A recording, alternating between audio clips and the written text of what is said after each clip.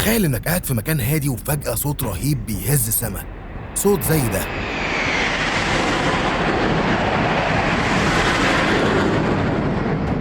تطلع لفوق تلاقي أسراب طيارات مقاتلة بتشق السحاب بسرعة خرافية. بتحس كأنك في قلب معركة جوية من فيلم أكشن. لكن اللي قدامك مش مجرد استعراض، دي قوة جوية بجد. سلاح الجو المصري واحد من أقوى الأسلحة في المنطقة. بس السؤال هنا، هل هو فعلا الأقوى؟ وهل عنده القدرة يفرض سيطرته في أي معركة جوية؟ وليه العالم كله مترقب تطوره؟ إحنا هنا بقى علشان نكشف أسرار القوة الجوية المصرية ونعرف ليه كل الدول بتراقبها عن قرب. ركز معانا في الفيديو وصدقني هتنبهر. بس الأول ما تنساش تعمل لايك، تشترك في القناة وتفعل الجرس علشان الحلقات الجاية هتكون أقوى. انت مين؟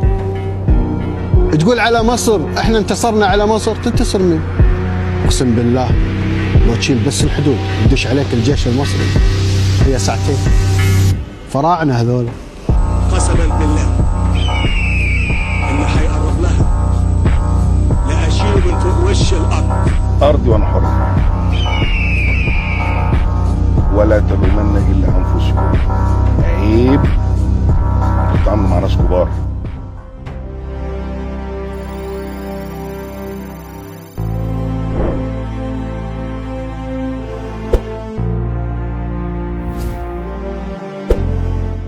من زمان والقوة الجوية لأي دولة كانت بتعبر عن مدى سيطرتها عسكرياً وسياسياً. التفوق الجوي مش مجرد امتلاك طيارات حديثة، لكنه بيعتمد على التخطيط والاستراتيجية والتدريب المستمر.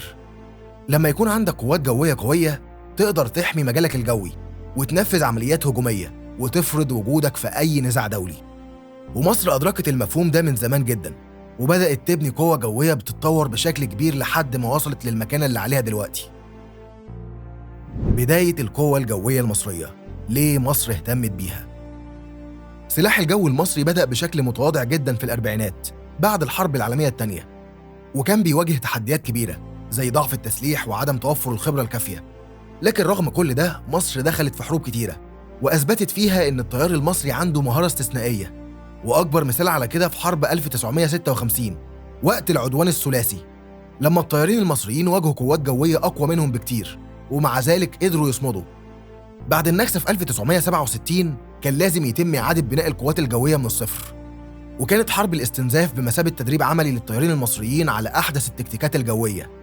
وفي حرب أكتوبر 1973 مصر قدرت تحقق مفاجأة غير مسبوقة عن طريق تنفيذ الضربة الجوية الأولى اللي شلت الدفاعات الجوية المعادية وخلت الجيش المصري يقدر يعبر قناة السويس بسهولة. الضربة الجوية دي نفذها أكتر من 220 طيارة مصرية في توقيت متزامن، ودي كانت أكبر عملية جوية في تاريخ القوات المصرية وقتها. التكتيكات اللي استخدمت وقتها كانت متقدمة جدا بالنسبة للوقت ده، وده اللي خلى القوات الجوية المصرية تاخد سمعة قوية على مستوى العالم. بعد الحرب كان لازم يتم تحديث القوات الجوية، خصوصا بعد ما اعتمدت مصر لفترة طويلة على التسليح السوفيتي. وفي الثمانينات بدأ التعاون العسكري مع أمريكا، وحصلت مصر على أول دفعة من طائرات الاف 16 الفايتنج فالكون اللي كانت وقتها من أحدث المقاتلات في العالم. وبعدها بدأت الصفقات تتنوع علشان تكون عندنا قدرة جوية متكاملة بتعتمد على تنوع المصادر. معلومة كده على جنب، بعد العدوان الثلاثي 1956 كان لدى القوات الجوية المصرية أقل من 100 طائرة قتالية، لكن بحلول 1973 ارتفع العدد لأكثر من 650 طائرة مقاتلة. أنواع الطيارات، مين اللاعب الأساسي في الجو؟ القوات الجوية المصرية مش معتمدة على طيارة واحدة، لكنها بتضم مزيج من الطائرات المتطورة واللي بتديها مرونة في العمليات القتالية. عندنا حالياً أكتر من 1100 طيارة عسكرية بين مقاتلات ومروحيات هجومية وطائرات إنذار مبكر وطائرات دعم لوجستي.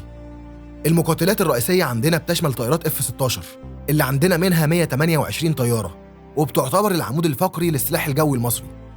بالإضافة لكده عندنا المقاتلة الفرنسية رافال اللي عندنا منها حالياً 24 طيارة، مع صفقة جديدة لزيادة العدد ل 54 طيارة من النسخة الأحدث. وده غير الطائرات الروسية ميج 29 اللي بتساعد في تعزيز قدرات القتال الجوي.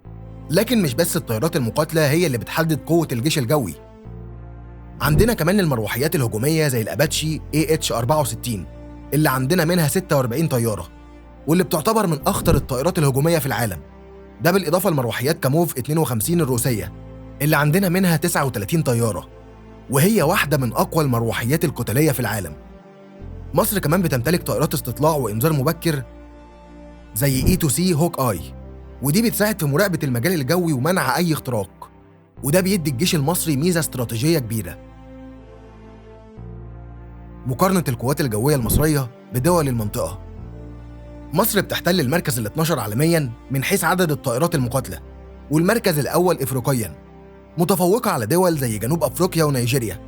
أما إسرائيل فبتمتلك حوالي 600 طائرة مقاتلة، بينما تمتلك السعودية حوالي 400 طائرة مقاتلة، وده بيخلي مصر متفوقة في العدد. لكن التحدي الحقيقي هو نوعية الطائرات والصواريخ اللي بتمتلكها كل دولة. مصر بتمتلك أكتر من 90 طائرة نقل عسكري، وده بيمكنها من تحريك القوات والمعدات بسرعة كبيرة في الأزمات. نقطة الضعف: هل عندنا مشكلة؟ رغم إن سلاح الجو المصري عنده قوة كبيرة، لكن في نقطة ضعف رئيسية، وهي الصواريخ جو بعيدة المدى.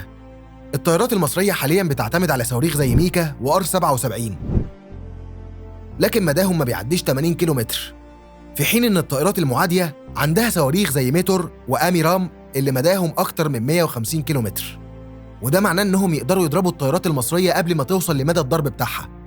لكن مصر بتتحرك في الاتجاه الصح، لأن مع صفقة الرافال الجديدة هيتم تزويد الجيش المصري بصواريخ ميتور اللي مداها بيوصل لأكتر من 150 كيلومتر.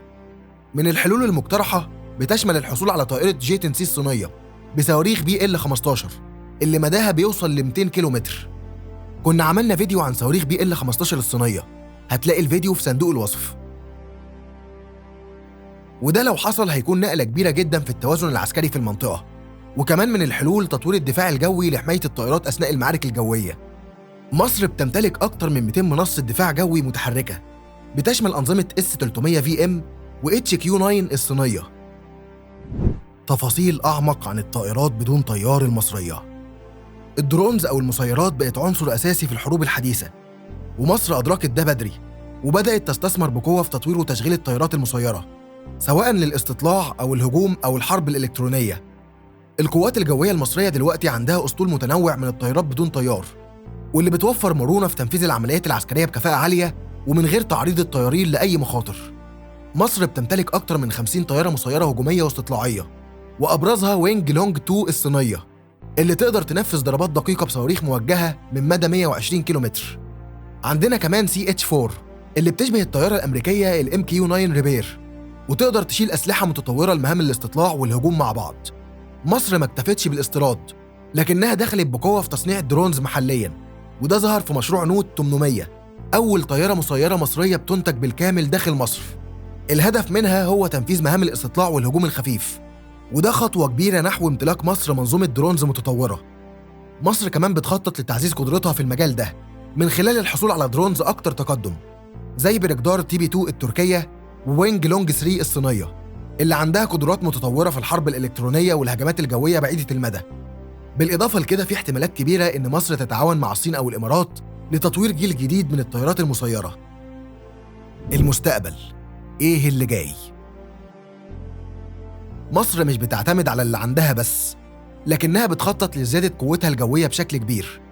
واحدة من الصفقات اللي بيتكلم عنها الخبراء حالياً هي الحصول على مقاتلات يورو فايتر تايفون اللي بتعتبر من أقوى الطيارات في أوروبا.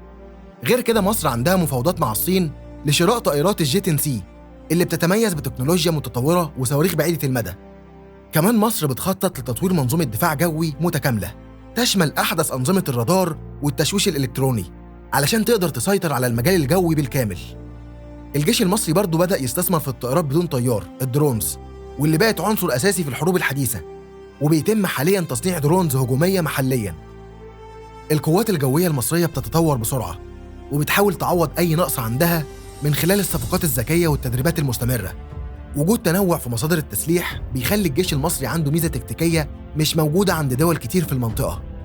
السؤال اللي بيطرح نفسه هنا، هل تعتقد إن القوات الجوية المصرية لازم تركز أكتر على الطائرات بدون طيار وتطوير أنظمة الحرب الإلكترونية، ولا لازم تزود أسطولها من الطائرات الشبحية؟